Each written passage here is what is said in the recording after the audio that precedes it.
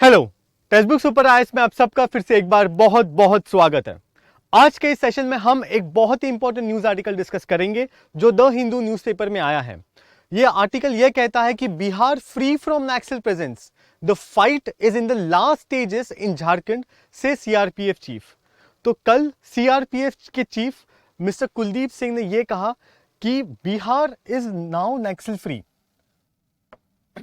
तो उन्होंने कहा कि बिहार में अब बिल्कुल भी नक्सलवाद नहीं है, छोटा मोटा जो है वो एक्सटॉर्शन गैंग्स हैं, बट मोर और less Bihar is now Naxal free. और बिहार और झारखंड में ऐसी कोई भी जगह नहीं है जहां पे हमारे सीआरपीएफ के जवान कदम नहीं रख सकते। Okay, there is no place in Bihar and Jharkhand where forces can not reach. So basically इस पर्टिकुलर ट्वीट के माध्यम से उन्होंने कहा कि बिहार और Jharkhand have now become free of naxalism in India. इसी के ऊपर हमारे जो होम मिनिस्टर हैं उन्होंने भी ट्वीट के माध्यम से सबको मुबारकबाद दी। राइट, सो आइए जान के लेते कि व्हाट इज द न्यूज।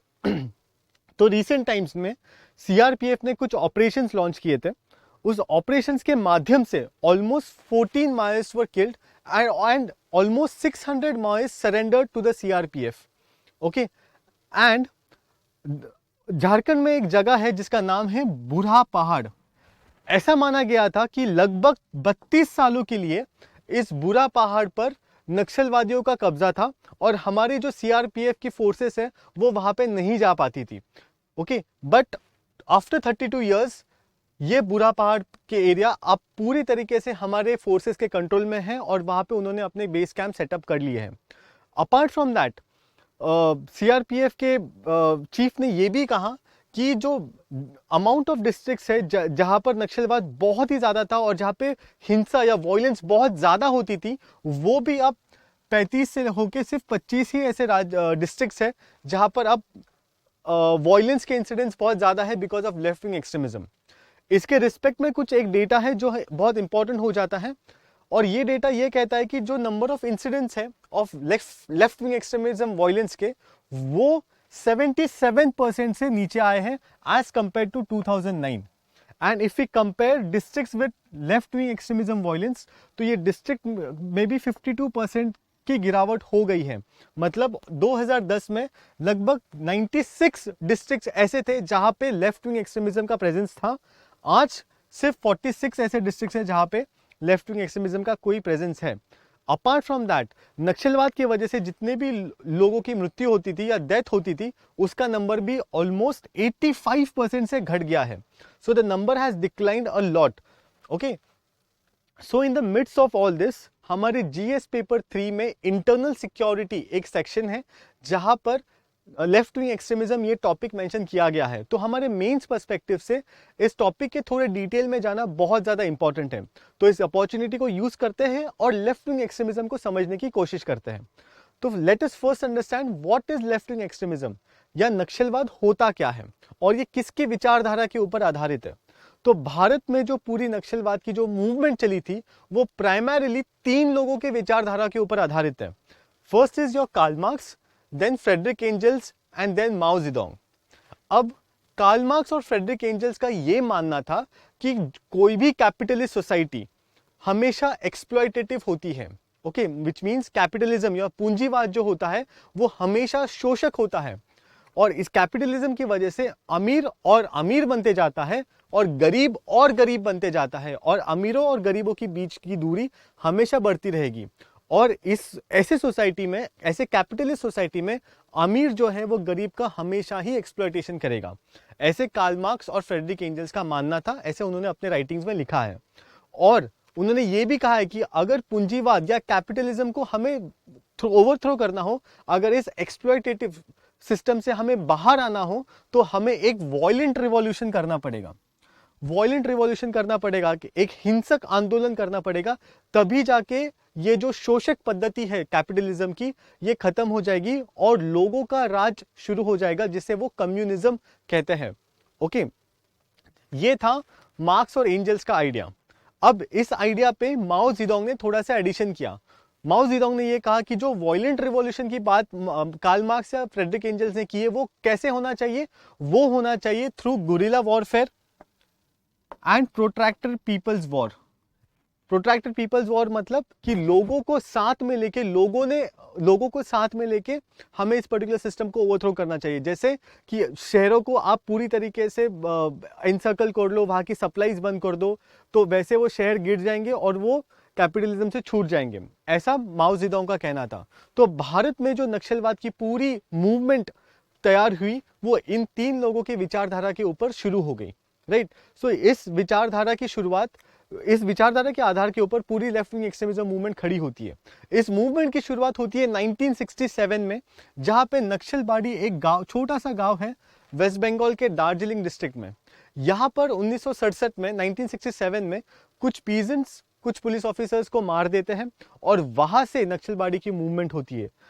2010 आते आते ये पर्टिकुलर मूवमेंट ऑलमोस्ट पूरे ईस्टर्न, जो हमारे जो ईस्टर्न कोस्ट पूरी, अगर वो स्टेट्स देखें तो पूरे ईस्टर्न कोस्ट स्टेट्स में वो पूरी मूवमेंट फैल जाती है। Apart from it also spreads to states like Bihar, Jharkhand, Chhattisgarh and parts of Madhya Pradesh also and Maharashtra. Okay, पर हाल ही में गवर्नमेंट ने कुछ ऐसे डिसीजंस लिए, कुछ ऐसी पॉलिसीज बनाए जिसके वजह से ये जो रेड कॉरिडोर एरिया जिसे पहले कहा जाता था वो श्रिंक होता गया। एक जमाने में मनमोहन सिंह, जो हमारे एक्स प्राइम मिनिस्टर रह चुके हैं, उन्होंने नक्सलवाद को भारत का सबसे बड़ा आंतरिक सुरक्षा का खतरा बताया था, biggest threat to internal security of India. Okay, और आज 2022 तक ये नक्सलवाद अफेक्टेड जितने भी एरियाज थे वो धीरे धीरे कम होते गए हैं। तो पहले ये समझ के लेंगे कि भारत में नक्सलवाद क्यों फैला, why was there a spread of naxalism in India. तो ये समझने के लिए सबसे बड़ा या मुख्य कारण है कि गवर्नेंस डेफिसिट। आजादी के बाद जो गवर्नेंस डेफिसिट हुआ उसके वजह से समाज के एक वर्ग को ऐसा लगने लगा कि ये जो शासन है, ये जो देश है या जो गवर्नमेंट है, ये अपने लिए काम नहीं कर रही है, and they started to feel alienated. तो ये गवर्नेंस डेफिसिट क्या था वो थोड़ा विस्तार में जान के लेते हैं। तो firstly is poor implementation of land reforms. Poor implementation of land reforms मतलब आजादी के बाद गवर्नमेंट ने कुछ लैंड रिफॉर्म्स लाए। अब ये जो लैंड रिफॉर्म्स है इनके पीछे मुख्य विचारधारा क्या थी कि जो जमीन होती है वो ब्रिटिशर्स के वक्त जमींदारों के पास बहुत ज्यादा कॉन्सेंट्रेट हो गई थी, उनके पास जमीनों के ऊपर बहुत ज्यादा कंट्रोल था और लैंडलेस लोग बहुत ज्यादा थे। आज़ादी के बाद गवर्नमेंट ने ये सोचा कि हमें लैंड रीडिस्ट्रीब्यूशन करना चाहिए, हमें जो लैंडलेस लोग हैं उनको भी लैंड या जमीन देनी चाहिए so that they can sustain themselves through agriculture. पर ये जो लैंड रिफॉर्म्स वाला सिस्टम था ये मुख्यतः सिर्फ 3 राज्यों में सक्सेसफुल हुआ। वो 3 राज्य थे आपके जम्मू एंड कश्मीर, देन केरला और वेस्ट बंगाल। मुख्यतः जो लैंड रिफॉर्म्स वाला सिस्टम था ये सिर्फ ये 3 राज्यों में ही सक्सेसफुल रहा, बाकी राज्यों में लैंड रीडिस्ट्रीब्यूशन हुआ ही नहीं। तो इसके लिए जो छत्तीसगढ़, मध्य प्रदेश, झारखंड, बिहार के जो किसान थे या जो ट्राइबल लोग थे उन्हें एलियनेटेड फील होने लगा, उन्हें लगा कि अब हमारे पास तो कुछ है ही नहीं। So this was the first reason. Apart from that the second reason was the poor implementation of the provisions of schedule 5। जो शेड्यूल 5 है इंडियन कॉन्स्टिट्यूशन का, वो एक प्रोविजन बताता है कि हमने एक ट्राइब्स एडवाइजरी काउंसिल का गठन करना चाहिए, that we should set up a tribes advisory council. और ये जो ट्राइब्स एडवाइजरी काउंसिल है ये शेड्यूल ट्राइब्स के लिए क्या निर्णय लेने चाहिए या उनके प्रति क्या गवर्नेंस मैकेनिज्म होने चाहिए ये एडवाइस करेगी। पर धीरे धीरे क्या हो गया कि इस ट्राइब्स एडवाइजरी काउंसिल में जो स्टेट्स के चीफ मिनिस्टर होते थे या फिर जो एग्जीक्यूटिव होते थे उनका प्रेजेंस बहुत ज्यादा बढ़ गया और उन्होंने उन्हीं लोगों को ट्राइब्स एडवाइजरी काउंसिल में नॉमिनेट या अपॉइंट किया जिनकी जो एग्जीक्यूटिव के सुनते थे। So basically tribes advisory council का जो मुख्य काम था कि ट्राइब्स के लिए वेलफेयर के बारे में सोचना, वो होना बंद हो गया। ये एक रीजन था। उसके बाद शेड्यूल 5 ये कहता है कि जो ट्राइबल लैंड है वो नॉन ट्राइबल्स को ट्रांसफर नहीं हो सकती। You can not transfer tribal lands to the non tribals. But ये जो प्रोविजन था शेड्यूल 5 का ये कुछ राज्यों में बहुत ही पुअरली इंप्लीमेंट किया गया, जिसकी वजह से जो ट्राइबल लोगों की जमीन थी वो नॉन ट्राइबल्स को ट्रांसफर कर दी गई and they were deprived of their land. Okay, so this was another reason why the people of these areas got affected by the ideas or ideologies of left-wing extremism. इसके अलावा violation of forest rights of the tribals.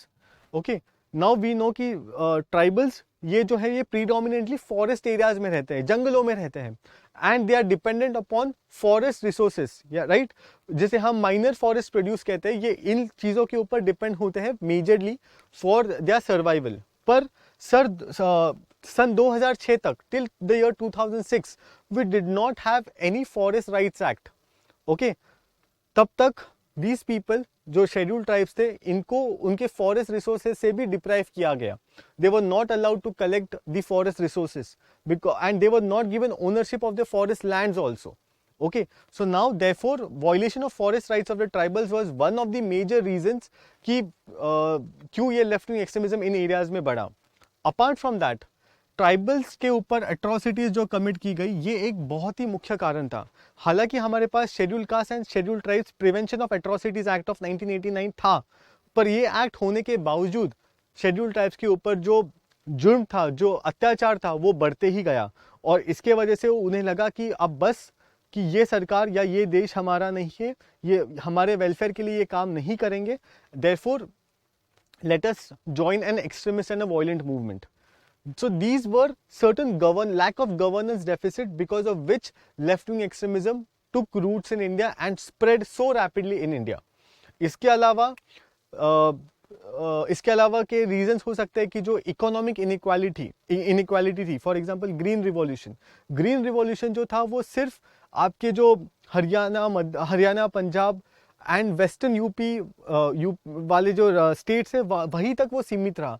इन राज्यों में, छत्तीसगढ़ झारखंड वाले राज्यों में ये green revolution जैसे ideas I नहीं। इसके लिए यहाँ के लोगों की जो इकोनॉमिक डेवलपमेंट है ये कभी हुई नहीं उस स्तर पर जो स्तर पर पंजाब और हरियाणा में हुई।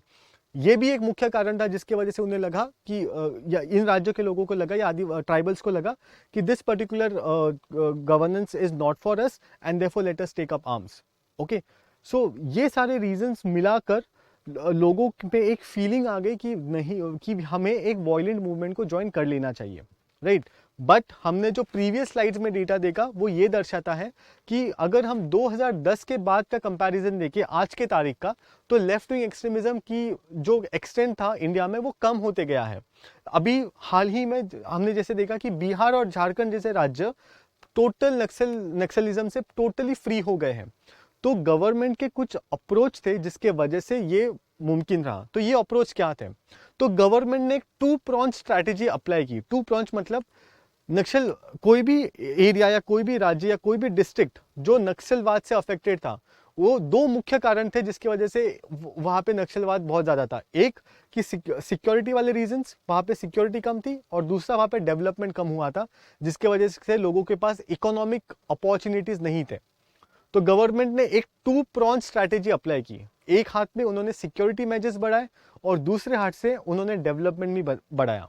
तो पहले जान के लेते कि गवर्नमेंट ने थोड़े से क्या सिक्योरिटी मेजर्स लिए।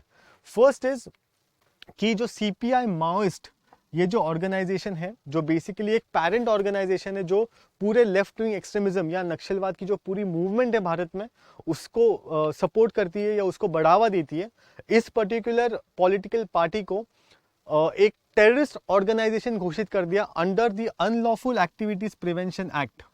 Okay, so now CPI Maoist has been included in the schedule of terrorist organisation under the UAPA. Okay, ये सबसे पहली चीज थी। So CPI Maoist is a banned party now. Okay, apart from that, other measures that they took was fortified police stations. ओके, क्योंकि बहुत बार ये होता था कि नक्सल थे वो पुलिस स्टेशन पे ही हमला बोल देते थे। So almost 400 police stations were fortified under this particular scheme. Apart from that, one more scheme was introduced which was special central assistance scheme. अब ये जो स्पेशल सेंट्रल असिस्टेंस स्कीम थी, इस स्कीम के माध्यम से जो पब्लिक इंफ्रास्ट्रक्चर और सर्विस में जो गैप्स थे वो फुलफिल करने का प्रयत्न था।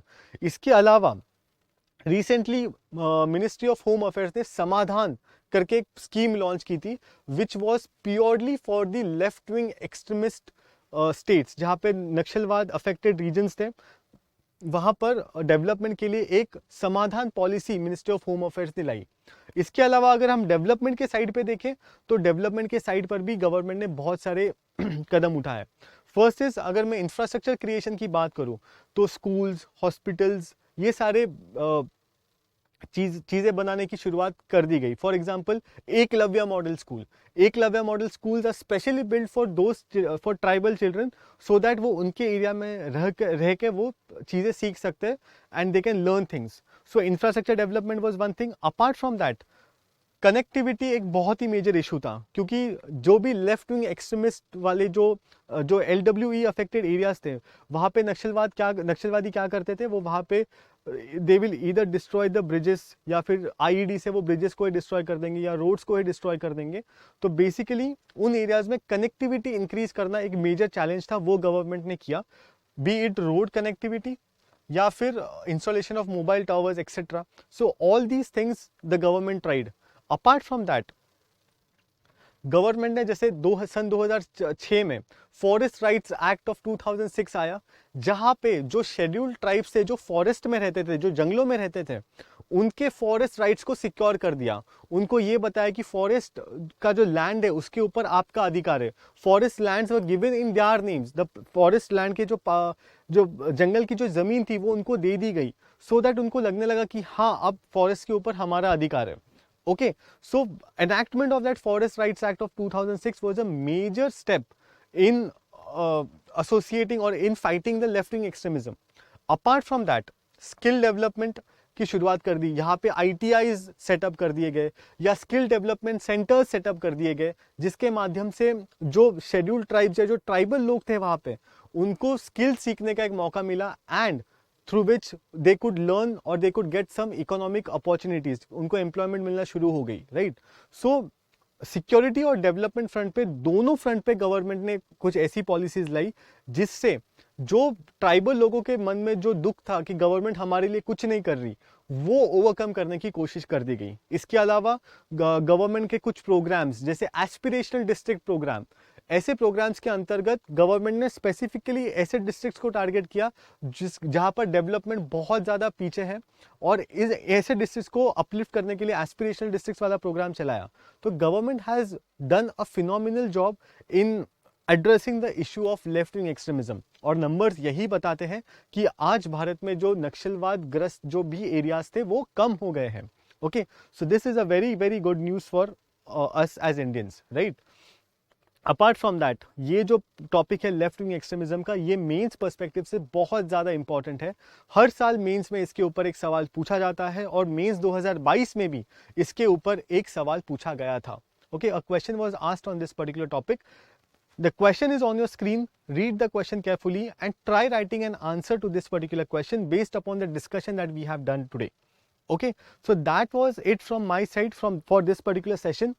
Before leaving, I'd like to tell you something about Super Coaching. So this is your one-stop initiative brought to you by Testbook, जहाँ पे आपको सिर्फ एक सब्सक्रिप्शन लेना है, और उस एक सब्सक्रिप्शन में आपको video courses, mock test, study notes और डेली लाइफ क्लासेस मिलते हैं। इसके अलावा आपको इंडिया के सुपर टीचर्स के साथ पढ़ने का एक मौका मिलता है, और हमारे एक्सपर्ट्स के साथ आप लाइव क्लासेस भी कर सकते हो। And all of this is available at a very very affordable cost of ₹3000। पर अगर आप मेरा कूपन कोड यूज करते हो, विच इज आकाश, AAKASH, तो आपको एक 20% ऑफ मिलेगा, विच मीन्स ये सारी चीजें आपको सिर्फ 2400 रुपीज में अवेलेबल हो जाएगी। Okay, plus now we are having a loyalty sale going on, जहां पे हम आपको एक गिफ्ट देना चाहते हैं। ये गिफ्ट उन लोगों के लिए जिनके पास ऑलरेडी टेक्स्ट बुक पास होगा। तो जिन हमारे यूजर्स के पास, जिन विद्यार्थियों के पास टेक्स्ट बुक पास है, वो सुपर कोचिंग के सब्सक्रिप्शन पर उनको 50% ऑफ मिलेगा।